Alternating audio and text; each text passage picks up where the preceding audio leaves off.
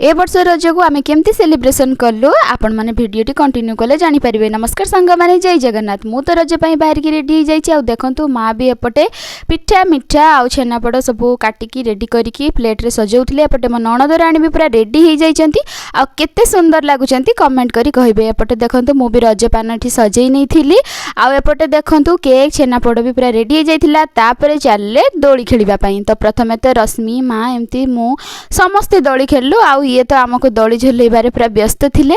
तापरे समस्ते टिके पिठा मिठा एमती सब रजरे खुआ खुई टिके हेई गलु आउ तापरे किछि टिके रील भी कर देथिलु। एपटे माँ तांकर रजपान खाइकी माने दोली झुलुचंती। तापरे आसिकी जे गरम हेइथिला भगवान आ से दिन जेतु रज संक्रांति थिला तो घरे हेइथिला खिचड़ी आ राति रे आनिथिले चाट सांग को गुपचुप।